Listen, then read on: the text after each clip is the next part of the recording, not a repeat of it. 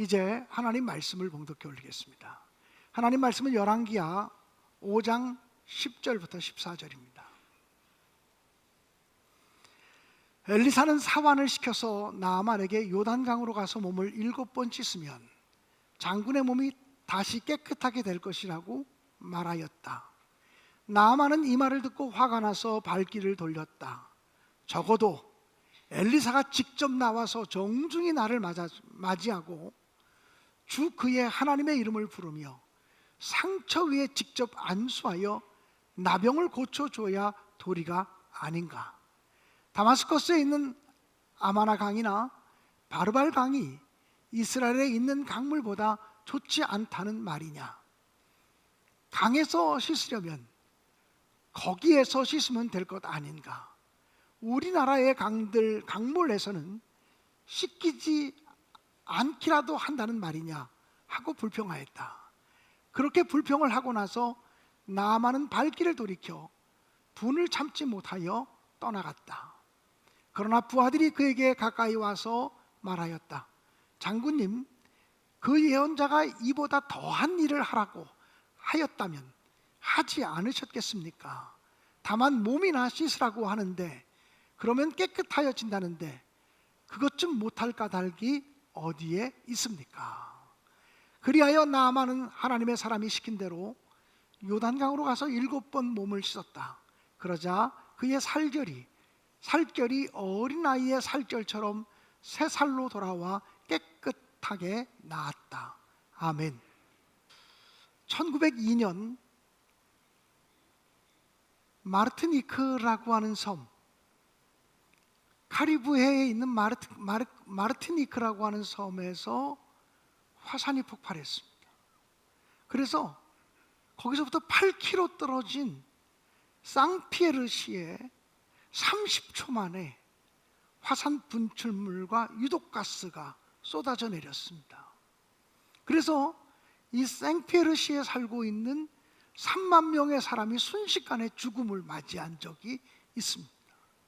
나중에 조사를 해보니까 3사람만 살아남았습니다. 그 도시에 사는 사람이 전멸했고 3사람만 살아남았어요. 어떤 사람이 살아남았냐면 아주 감옥서 깊은 곳에 독방에 갇혔던 사람들, 이런 사람들이 오히려 살아남았습니다. 또 조사를 해보니까 동물의 사체는 고양이 사체 하나만 발견되었고 동물들은 죽은 흔적이 하나도 없었습니다. 그래서 이게 어떻게 된 일인가 또 조사를 해보니까 동물들은 한 달 전부터 이 자연의 흐름을 감지하고 이동하기를 시작했다는 거예요. 여러분, 바닷물 속에 있는 흐느적거리는 해파리는 해일이 몰려오기 전 10시간 전에는 해안가 안전한 곳으로 다 피신해 있다고 합니다. 방울뱀은 1000분의 1도 정도의 온도도 민감하게 감지하는 능력이 있다고 합니다. 바퀴벌레는 원자의 흐름까지도 감지할 수 있는, 원자의 흐름, 그 진동조차도 감지할 수 있는 초자연적인 능력이 있다고 합니다. 우리가 종종 매운탕으로 해먹는 메기라고 하는 물고기는 1km 밖에서 1.5V짜리 전기를 흘려보내도 그 전기의 흐름을 감지하는 능력이 있다고 합니다. 곤충이나 동물들에 대한 초자연적인 능력에 대해서는 연구되어진 것들이 참으로 많습니다. 그 얘기를 하려고 하면 아마 이 설교 시간을 다 채워도 모자랄 것입니다.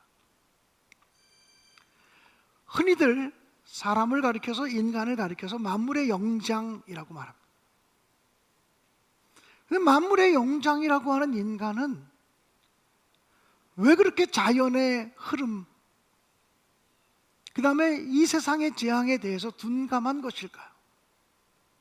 하나님의 형상대로 창조되었다고 하는데 우리 인간만 귀나 눈이나 피부나 촉감이나 감각이나 이런 것들이 둔감하도록 하나님이 만드셨을까요? 정확하게는 알 수는 없지만 분명한 것은 인간의 탐욕과 인간의 욕심이 보지 말아야 될 것을 보게 하고 보아야 될 것을 못 보게 하고 가져야 될 것을 못 갖게 하고 갖지 않아도 될 것에 대한 욕심을 부리다가 인간이 둔감해진 것이 아닌가라고 하는 생각을 갖게 됩니다. 사랑하는 여러분, 더군다나 우리 인간은 하나님의 형상대로 창조되어진 존재인데 하나님의 형상대로 창조된 우리가 하나님의 마음을 알지 못하고 하나님의 뜻을 알지 못하고 하나님의 소리를 듣지 못한다면 이것만큼 불행한 일은 없을 것입니다. 하나님은 아버지가 자녀에게 얘기하듯이 끊임없이 말씀을 하고 있는데 우리는 하나님 아버지의 목소리를 알아듣지 못하는 아주 미련하고 둔감한 사람이 되어버렸습니다. 교회를 10년을 다니고 20년을 다니고 30년을 다니고 집사가 되고 권사가 되고 장로가 되고 목사가 되어도 하나님의 소리를 잘 알아듣지 못하는 어리석은 인생들이 되어버리고 말았습니다. 사랑하는 여러분, 정말로 하나님의 음성 듣기를 원하신다면 우리는 성경 말씀과 가까워져야 합니다. 이 성경 말씀은 하나님의 음성이 들어있는 책이기 때문에 그렇습니다. 정말로 우리가 하나님의 음성 듣기를 원한다면 하나님 앞에 서 있는 기도자로 서 있어야 합니다. 기도할 때 크고 비밀한 일들을 보여주시겠다고 성경은 분명히 약속하셨기 때문입니다. 정말 우리가 하나님의 음성 듣기를 간절히 원한다면 우리의 양심을 통해서 들려오는 소리에 민감해야 되고 우리의 환경을 통해서 말씀하시는 주의 소리를 들어야만 하고 또 이 자연 피조 만물 풀 한 포기 나무 한 그루 바람과 공기 물결 소리를 통해서 말씀하시는 주님의 소리를 들을 수 있어야 된다고 생각이 됩니다. 사랑하는 여러분, 저는 신앙생활을 하면서 하나님의 소리가 가장 잘 들려오는 통로가 있다면 사람의 목소리라고 생각합니다. 하나님은 많은 경우에 우리 주변에 있는 사람들을 통해서 우리에게 무언가를 말씀하시는 경우들이 굉장히 많습니다. 구약 성경에 보면 예언자들을 보내셔서 하나님의 음성을 들려주셨습니다. 예언자들의 목소리를 통해서 하나님의 마음, 하나님의 뜻, 하나님의 음성을 듣지 못하면 그 시대는 타락한 길로 갈 수밖에 없었습니다. 히스기야 왕은, 남유다의 히스기야 왕은 이사야 선지자를 통해서 내가 더 이상 살지 못하고 이제는 죽을 터이니 너의 집안에 대해서 유언하라고 하는 말씀을 들었습니다. 그럼에도 불구하고 히스기야 왕은 얼굴을 벽으로 향하고 울며 통곡하며 하나님께 기도했습니다. 내가 하나님 앞에서 선하게 행했던 것이 있다면 그것을 기억하시옵소서. 내가 하나님 앞에서 올바르게 살았던 것이 있다면 그것을 기억해 달라고 기도했습니다. 하나님은 다시금 이사야 선지자를 보내서 너의 수명을 15년 연장시켜 주겠다고 말씀하셨습니다. 이사야 선지자는 히스기야 왕은 이사야 선지자를 통해서 지속적으로 하나님의 음성을 들었다라고 하는 사실입니다. 다윗 왕은 나단 선지자를 통해서 책망을 받습니다. 우리야 장군의 아내 밧세바를 범하고도 그것이 죄인 줄도 모르고 그 죄를 감추려고 우리야 장군마저 살인 교사를 해서 죽이게 하고 이런 무섭고 끔찍한 죄를 범했던 다윗인데 하나님은 그런 다윗에게 나단 선지자를 보내서 당신이 바로 양 100마리가 있으면서도 당신 집에 온 손님을 접대하기 위해서 양 한 마리밖에 없는 가난한 집에 그 양을 뺏어다가 잔치를 치는 사람이요, 당신이 바로 그 사람이요. 나단 선지자를 통해서 책망을 받을 때 그것을 사람의 말로 여기지 아니하고 하나님이 나를 책망하신다, 하나님이 나의 죄를 지금 꾸짖고 나의 죄를 지금 들추고 있구나 하는 사실을 깨닫고서 철저하게 회개함으로 하나님의 은혜를 다시 입게 되었다고 하는 사실을 성경은 증언하고 있습니다. 사랑하는 여러분, 지금까지 여러분은 살아오면서 사람들의 목소리를 통해서 얼마나 하나님의 음성을 들으며 사셨습니까? 내 남편을 통해서, 내 아내를 통해서 하나님의 목소리를 들을 줄 알아야 합니다.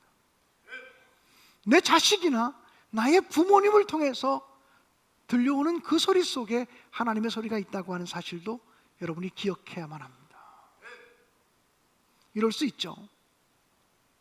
장로님과 권사님 두 부부가 있다면 어느 날 그 부인 권사님이 아유, 장로님이 이러시면 안 되죠, 얘기할 수 있지 않겠습니까?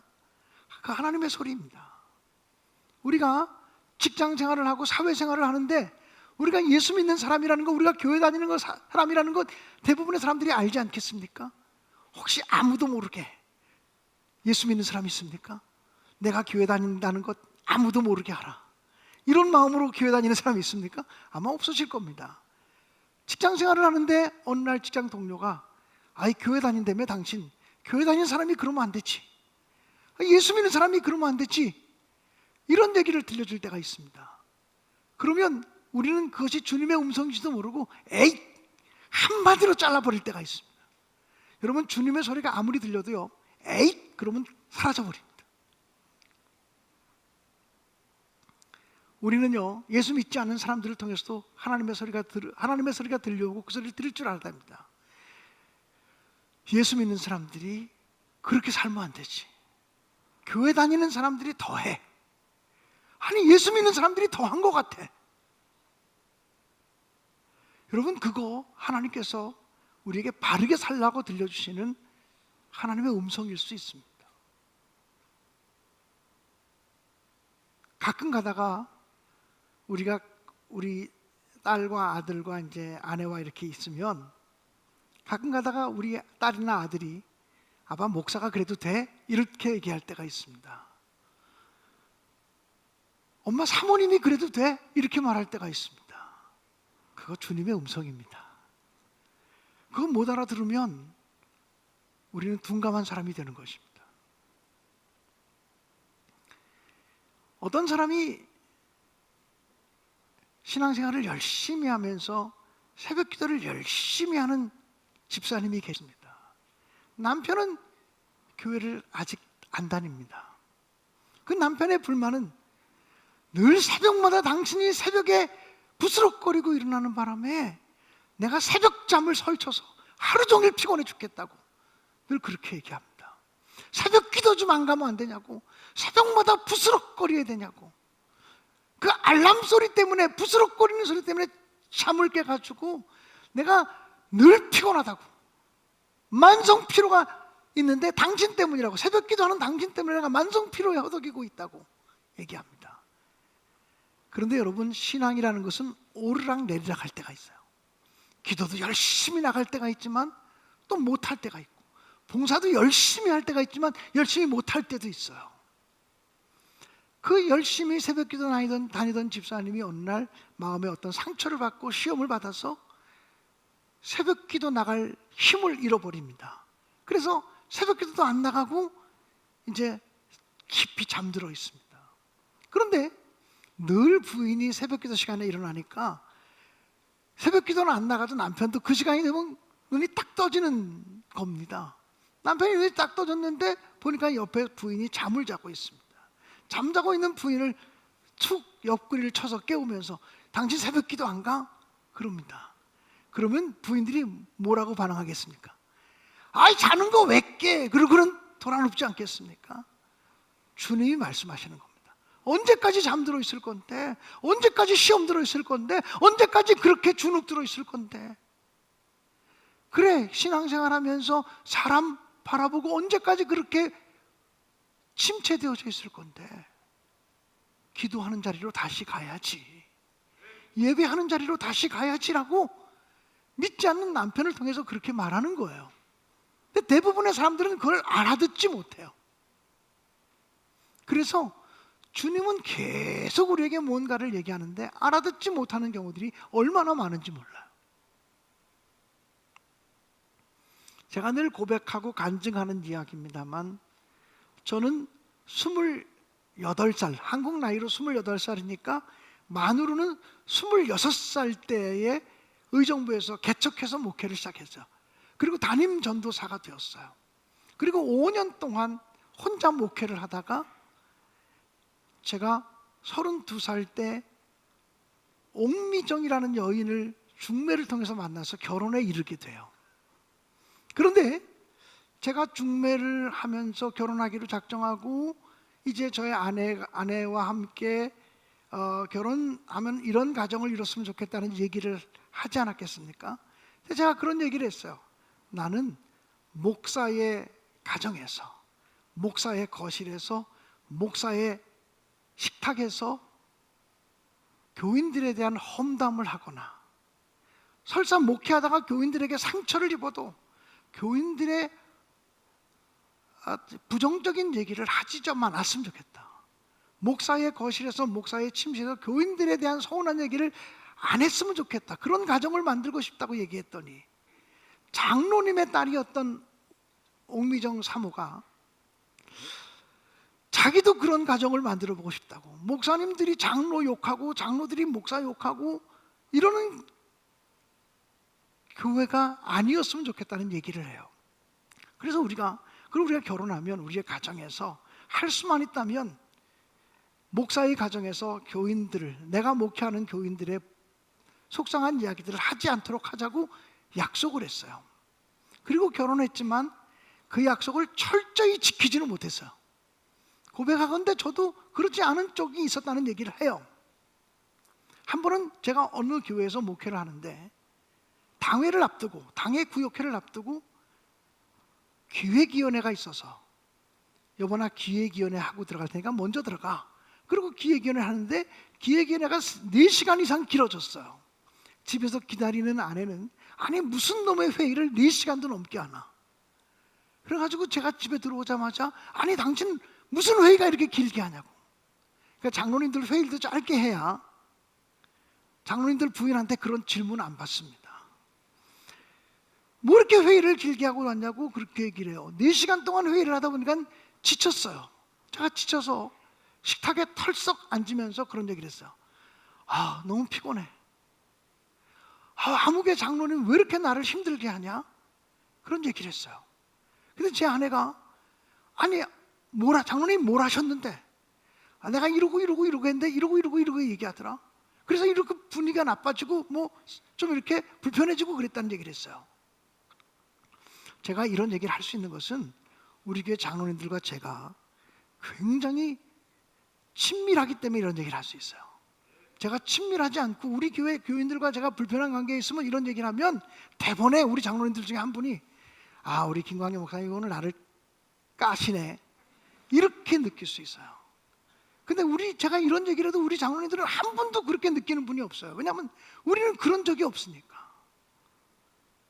그래서 그런 얘기를 이제 하면서 제가 한마디 했더니 아내가 한마디 하고, 제가 했더니 아내가 한마디 하고, 아, 지난번에도 그 장로님 그랬잖아, 그 전에도 그랬잖아, 그러면서 자꾸 지난 얘기까지 묻어서 나오면서 얘기를 하게 됐어요. 근데 저희 집에 예랑이보다 동생 하람이가 있어요. 여기 지금 예배 드리고 있을 텐데, 그 아이가 그때 5살 때요. 우리가 얘기하는 소리를 식탁 밑에서 이렇게 듣고 있었던 것 같아요. 근데 어느 날 그 시간에 갑자기, 에이 그래도 목사가 참아야지, 한마디를 했어요. 근데 우리가 자식들 키우다 보면 생각지도 못한 얘기를 애들이 하는 경우들이 있어요. 그렇습니까? 안 그렇습니까? 아니요, 애들의 입에서 어떤 저런 소리가 나와 이렇게 느끼는 적이 있거든요. 근데 그 아이가 그 얘기를 했어요. 너무나 깜짝 놀라서 뭐? 그랬더니 아이 몰라 그러고 막 또 뛰어다니기 시작해요. 걔는 그 말 한 줄도 모르죠. 그때 제 마음속에 이런 생각이 들었어요. 주님이 기뻐하지 않는다. 목사의 식탁에서 교인들을 험담하는 거 하나님 기뻐하지 않는다. 그래서 제가 제 아내한테 그렇게 얘기했어요. 여보, 주님께서 그만하라고 말씀하시는 것 같아. 그랬더니 그렇지? 그러고는 우리가 웃으면서 그만뒀어요. 저는 그때 그 아이의 목소리를 통해서 주님의 음성을 들었던 거예요. 목사의 가정에서, 목사의 거실에서, 목사의 식탁에서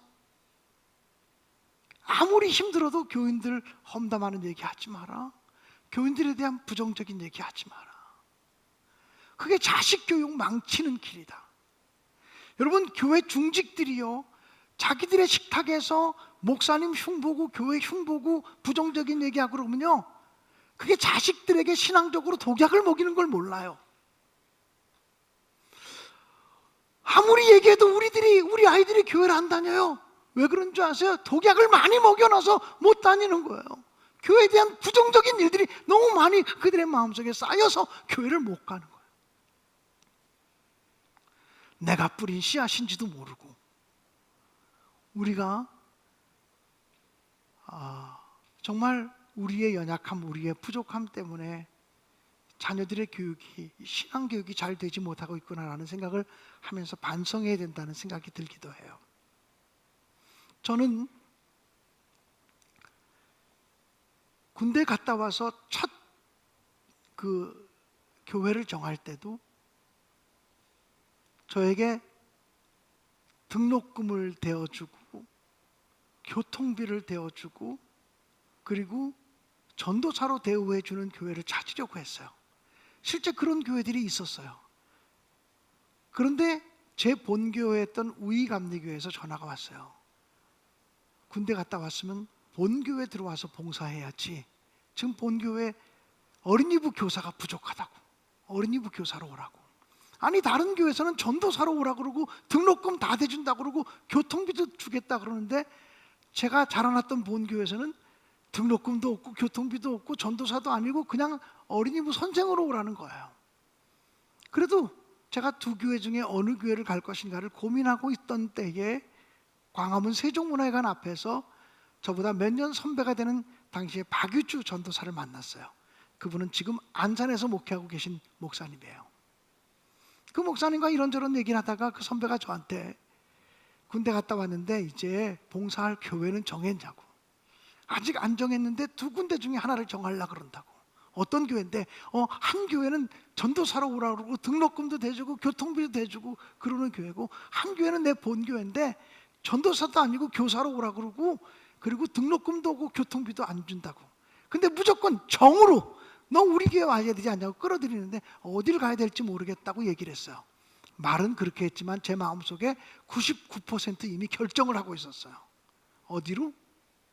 돈 더 많이 주는 대로요. 그런데 그 선배가 어느 교회가 일이 더 많을 것 같은데 그 한마디 물었어요. 어느 교회가 일이 더 많을 것 같은데. 그 이상도 얘기하지 않았고 그 이하도 얘기하지 않았어요. 근데 그 목소리가 저한테는 주님의 음성으로 그날 들려졌어요.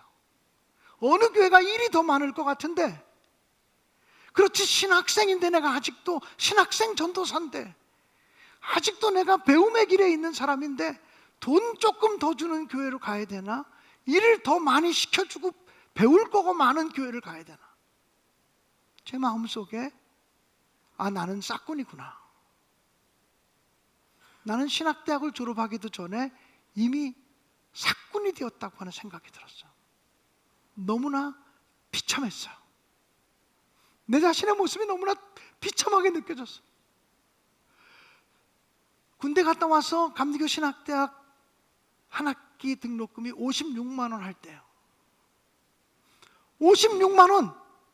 1년 해봤자 120만 원도 안 되는 돈. 교통비 한 달에 5만 원씩 준다 그랬으니까 1년 받아봤자 60만 원. 그래봤자 기껏 해봤자 1년에 180만 원 준다고 하는 그것 때문에 내 마음이 글로 향하고 있었나? 이 생각이 들어. 그 순간 제 마음속에 나 결정했다. 나 결정했다. 그리고는 등록금도 안 대주고 교통비도 안 대주고 전도사 대우도 해주지 않는 그 교회 가서 사역을 시작하고 배우기 시작했죠. 2년 6개월 동안 그 교회에서 일했어요. 2년 6개월 동안 그 교회에서 일했는데 제가 그 교회 갔을 때 교회 학교 전체를 제게 맡겨주셨는데 교회 학교 전체 유치부, 어린이부, 학생부, 청년부까지가 당시 400명 정도 됐어요. 근데 제가 2년 6개월 동안 일하는 동안 950명으로 숫자가 늘었어요. 중고등학생들 수련회 가면 학생들만 최고 많이 데려갔던 기억이 156명 학생들 데리고 수련회 갔어요. 교사들까지 170명, 80명이 여름 수련회를 했어요. 그러면서 제가 정말 많은 걸 배웠어요. 설교하는 것도, 행사를 치르는 것도, 사람을 다루는 것도, 교사들을 교육하는 것도 다 거기서 배웠어요. 제 목회의 기본은 거기 있어요. 그리고 졸업할 때가 되니까 목사님이 저를 부르시더니 목회를 나가야 되는데 어떻게 하면 좋겠냐고, 개척하고 싶다 그랬더니 교인들이 일심으로 헌금해서 개척 자금을 만들어서 그 개척 자금을 가지고 의정부에서 목회를 개척하면서 목회를 하게 됐어요. 나중에 다 지나놓고 나서 계산해 보니까 훨씬 더 많이 받았더라고요. 훨씬 더 하나님이 채우셨더라고요. 제가 의정부에서 목회하다가 결혼하고 제 아내가 폐결핵을 앓게 됐어요. 기침하면 피가 섞여 나오는 이 폐결핵을 앓게 돼서 제 아내가 좀 쉴 수 있어야 되겠다. 그래서 제가 부목사로 나가기를 결정하고 부목사 나가는 교회를 구했어요. 두 군데 교회가 결정적으로 저를 보고 오라 그랬어요. 인천에 있는 어느 교회, 삼양동에 있는 어느 교회, 두 군데 교회였어요. 돈 갖고 얘기할게요. 인천에 있는 어느 교회는 김광년 목사에 대한 소문을 들었다고, 교육을 잘 시키는 목사라는 소문을 들었다고, 제 얘기가 아니니까 그냥 용서하시고 그냥 들으세요. 그러면서 선배 목사님이 김광현 목사가 교육을 잘 가르치는 사람이라는 소리를 들었다고, 그래서 교육 목사로 누가 적극 추천해서 무조건 우리 교회 오라고, 그러면서 다른 교회보다 봉급도 많이 주겠다고, 그러면서 91년도에 여러분 일반 직장하고 교회를 비교하면 안 돼. 교회는요 열정페이라는 거예요. 우리 목사님들 다 열정페이, 전사님들 정말 열정페이를 하거든요. 교회는 세상만큼 주면 운영할 수가 없어요. 우리가 아니고 그때 저한테 전화하신 목사님이 120만 원을 한 달에 주겠다고 얘기를 했어요. 근데 그 다음에 삼양동에 있는 어느 교회에서 저보고 부목사로 오라고 요청하는데 본봉 47만 원에다가 목회비 도서비 15만 원에서 62만 원을 주겠다는 거예요. 제가 제 아내한테 물었어요. 한 교회에서는 120만 원을 주고 오라 그러고 한 교회는 62만 원인가 얼마를, 67만 원인가 얼마를 주고 오라 그러는데 어느 교회를 가면 좋겠냐고. 그랬더니 저희 아내가 만약에 살림 얘기하고 뭐 이런 거 얘기하면서 계산했더라면 저는 아내의 말을 들을 수밖에 없었을 거예요. 근데 제 아내가 뭐라고 말하냐면, 당신이 목사니까 당신이 결정하면 나는 따라간다. 아무리 힘들어도 당신이 결정하면 나는 따라간다. 당신이 결정해. 그랬어요. 그래서 제가 제 옥미정 사모를 굉장히 존경합니다. 순수한 여인이라 정말 존경해요. 그런데 제가 그렇게 얘기를 했어요. 내가 아직 자식도 없고, 우리 예랑이도 낳기 전이었어요. 자식도 없고, 그러니까 우리 하나님 기뻐하는 쪽을 선택하자. 내가 볼 때는 봉급 적은 쪽으로 가야 하나님이 기뻐하실 것 같아. 그 교회가 나를 더 필요로 하는 것 같아. 그랬더니 그렇게 하자 그래서 정말 바보같이 그 교회를 갔어요. 바보같이 그 교회를 갔는데 그 교회 가서 목회했던 것 때문에 목회 경력이 인정받아서 석관제일교회 담임 목사로 부름받게 되고, 그러면서 교회를 옮겨지게 된 거예요. 제가 신내교회 담임 목사로 올 때 성중현 목사님, 전임 목사님 성중현 목사님과 인사 문제에 대한 얘기를 나누게 됐어요. 목사님, 이 신내교회가 건축을 앞두고 있는 교회라 목사가 많이 고생을 해야 되는데 오실 수 있겠습니까? 나는 건축을 앞두고 있는 교회라 가고 싶다고 얘기를 했어요. 건축을 앞두고 있는 교회라 목사가 고생하고 희생하면 하나님 기뻐하실 테니까 가고 싶다고 얘기를 했어요. 사실은 지금까지 저는 어떤 일들을 판단하고 결정할 때 하나님이 어떤 것을 기뻐하실까? 어떻게 해야 하나님의 기쁨이 되어질 수 있을까? 이런 생각을 늘 했어요.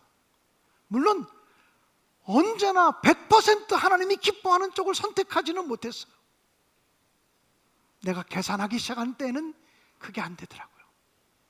언제나 계산기를 내려놓을 때, 그리고 내가 희생하고 헌신하기로 결정할 때 하나님이 역사하시는 것을 경험하곤 했어요. 사랑하는 신내교회 성도 여러분, 주님의 목소리는요, 사람의 목소리를 통해서 가장 많이 들려요. 물론 사람의 목소리를 통해서 들려올 때 사탄의 소리도 들어올 수 있어요. 죄짓게 하고 악한 일을 하게 하고 쾌락과 향락을 쫓아가는 일을 추구하도록 하는 사람의 목소리를 통해서 그 죄악된 길로 나아갈 수도 있어요. 사람의 목소리를 통해서 자아의 소리가 더 강화될 수 있어요. 너 손해보지 마라. 그리고 자존심 지켜라. 기분 상하는 일 하지 마라. 언제나 자기 자존심, 자기 기분 지켜가는 쪽으로 결정을 내리도록 사람이 조언할 수 있어요. 그런데 사람을 통해서 들려오는 목소리 속에서 힘들어도 주님 가신 길 걸어가, 어려워도 주님 기뻐하는 길 걸어가, 아무리 고난이 많더라도 십자가 주님 붙들고 살아가, 이렇게 말하는 소리가 들려질 때가 있거든요. 여러분이 사람의 목소리를 통해서 들려진 그 소리를 통해서 주님의 음성을 분별하고 들을 수만 있다면 우리가 하나님의 음성을 듣는 세계가 얼마나 풍요로워질 수 있을까요? 저는 우리 신내교회 모든 성도들이 우리의 마음이 우리 아버지의 마음과 같아질 수 있기를 간절히 원합니다. 우리 주님의 눈물이 흘려진 곳에 우리의 눈물도 흘려질 수 있기를 간절히 원하고요. 우리 주님이 바라보는 그곳을 우리도 함께 바라보며 행할 수 있기를 간절히 바라고요. 힘들고 어렵지만 하나님, 나의 마음이 아버지 하나님의 마음처럼 되기 원합니다. 나의 마음이 아버지 하나님의 뜻을 알기를 간절히 원합니다. 신앙생활하는 것이 형식이 아니라 아버지의 마음을 알고 아버지의 마음을 분별하고 아버지의 마음을 순종하면서 그 길을 행하는 자들이 되기 원합니다. 이렇게 결단하는 오늘 이 시간이 되어지기를 간절히 원합니다.